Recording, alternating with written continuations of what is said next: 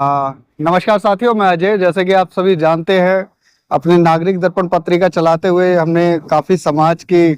जड़ों में रह के काम किया, गांव देहातों की स्थिति को समझा। जैसे कि आप सभी जानते हैं कि अभी हाल ही में केंद्र सरकार द्वारा यूजीसी के नियमों में बदलाव करके उसे दोबारा लागू करने का काम किया गया। जो यूजीसी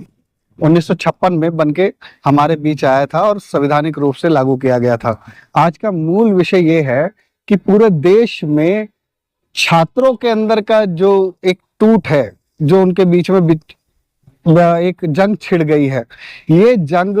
कोई ऐसा नहीं था कि केंद्र सरकार ने इसको बिना सोचे समझे आज के दौर में लागू करा होगा। दरअसल आप इस दशा को देखने के लिए, आप इसको समझने के लिए आप देखेंगे कि भारत के बाहर में इर्द गिर्द के देशों में, जैसे नेपाल हुआ, बांग्लादेश हुआ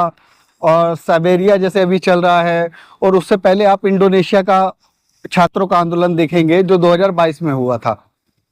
दरअसल इन देशों में छात्रों का मेन मुद्दा था करप्शन के खिलाफ में लड़ाई लड़ना, और उसमें छात्रों की संख्या एकजुट थी, एक साथ थी, और वहां के अलग अलग मुद्दों में मुख्य मुद्दा करप्शन और बेरोजगारी, महंगाई था। आज हमारे देश में जो यूजीसी लागू हुआ है,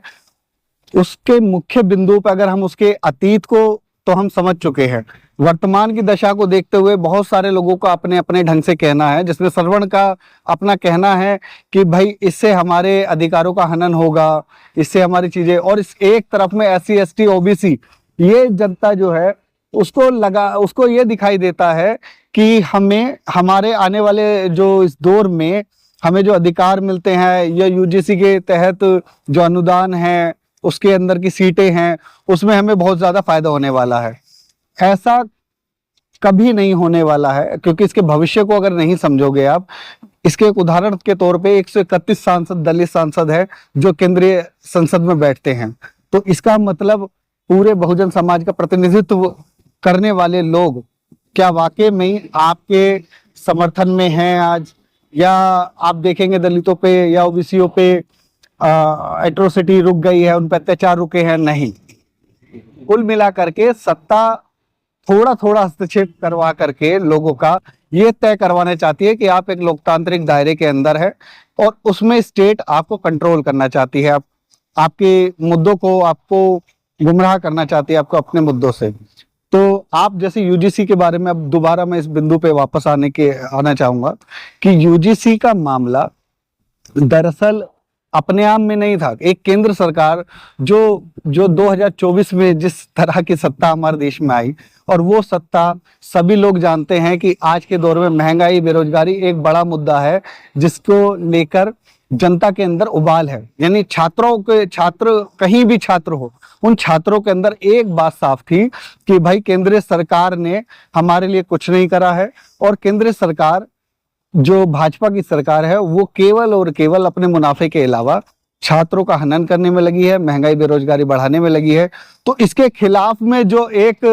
पूरा आक्रोश युवाओं का तैयार हो रहा था, जो लोग सालों साल यूनिवर्सिटियों में रह के पढ़ाई कर रहे हैं, बेरोजगार हैं, नौकरी नहीं मिल पा रही है, महंगाई दिन ब दिन बढ़ती जा रही है, उनके निजी खर्चों में, घर के खर्चों में आए दिन की कटौतियों के कारण बहुत सारी समस्याएं उबाल के रूप में, एक बड़े विस्फोट के रूप में तैयार हो रहा था। और जैसे हमारे वर्तमान भौगोलिक स्थिति को अगर हम समझे तो इर्द गिर्द के देशों में, जैसे नेपाल, बांग्लादेश और इंडोनेशिया जैसे पुराने उदाहरणों को अगर हम देखें,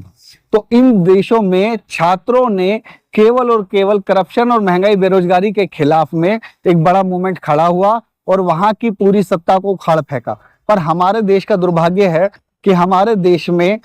कुछ लोग, या हम कहेंगे कि चंद लोगों का एक अपना ठिया या बसेरा ऐसा बनाना चाहते हैं कि हाँ, हम भी कुछ छोटे मोटे नेता के रूप में स्थापित हो जाए, या जो पुरानी जड़ें जो ऑलरेडी इस समाज के अंदर रहते हुए शुद्ध संपन्न है और दूसरों को असंपन्न वाला भाव दिखा करके अपनापन दिखाना चाहती है। तो सबसे मुख्य बिंदु ये है इसमें एक बात समझने का, जब देश के संसद में भागीदारी होते हुए आज भी अत्याचार कम नहीं हुए, है ना, महंगाई दिन ब दिन बढ़ती जा रही है। आज जो महंगाई के कारण जो रोष है वो किसके लोगों के, जो गरीब तबका है इस देश का। पर हमें एक आशा थी कि आने वाले समय में युवाओं के अंदर का जो गुस्सा है वो एक ज्वालामुखी की तरह फटेगा और केंद्र की सरकार को उखाड़ फेंकेगा। पर यूजीसी के मामले ने और चंद नेताओं ने छात्रों के बीच टकराव पैदा करवा करके एक मोटे रूप में देखें तो हम आज छात्रों की एकता को खंडित कर चुके हैं। वो छात्र की एकता जो आने वाले समय में केंद्र की सत्ता को उखाड़ फेंक सकती थी, महंगाई, बेरोजगारी जैसे मुद्दे पर, ज्वलनशील मुद्दे पर आकर खड़े होती, डट के बात करती, आज वो खुद छात्र आपस में भटके हुए हैं, आपस में लड़ाई करने में लगे हुए हैं। वो असल मुद्दे को छोड़ के अगर यूजीसी पे भी बात करें तो कोई मुझे इस बारे में सचेतन रूप से इस वीडियो के नीचे भी मुझे कमेंट करके या डायरेक्टली फोन करके मुझे बता सकता है कि अगर यूजीसी लागू हो भी गया तो आने वाले 20 साल के बाद की क्या दशा होने वाली है इस भविष्य को देखते हुए, और अगर लागू नहीं हुआ तो भी क्या होने वाला है। यानी ये केंद्र के द्वारा षड्यंत्रकारी प्रयोजित एक षड्यंत्र है जिसको सत्ता ने युवाओं के बीच फेंका और युवाओं के अंदर जो एक ज्वालामुखी फटने वाला था उस गुब्बारे में केंद्र की सरकार ने पंचर कर दिया है। अब धीरे धीरे वो हवा आपस में लड़ने पे व्यर्थ होती जा रही है और उम्मीद है कि आने वाले समय में हम इस बात को समझेंगे और युवाओं की एकता और छात्रों की जो अपनी निजी जरूरतें हैं, जो उनकी एक नागरिक के रूप में भूमिका है कि वो एकता के साथ खड़े हों और अपने जैसे। अब ये मोटे में मैं एक बात जरूर समझाना चाहूंगा कि बहुत लोगों को लगता था कि कभी भी ऐसे कोई आंदोलन नहीं होता है कि जो केंद्रीय सरकार को उखाड़ के फेंक सके, पर आपके सामने आज के दौर में बहुत सारे उदाहरण हैं। आप नेपाल देख सकते हैं, आप बांग्लादेश देख सकते हैं और बहुत सारे ऐसे देश हैं जहाँ के प्रधानमंत्री, राष्ट्रपति अपनी अपनी कुर्सी छोड़ के भाग गए, वो केवल और केवल इसलिए क्योंकि वो छात्रों के हित में नहीं थे, वो महंगाई को कंट्रोल करने के हित में नहीं थे और वो बेरोजगारी को खत्म करने के हित में नहीं थे। तो आपसी टूट, आपसी लड़ाई झगड़े से केवल और केवल इस देश के मध्य और गरीब वर्ग को ही नुकसान होने वाला है। और अगर आपको फिर भी लगता है कि यूजीसी के कुछ फायदे हैं तो आप मुझे उसके लिए जरूर बताइए, मैं उसके बारे में सोचने का काम करूंगा। धन्यवाद।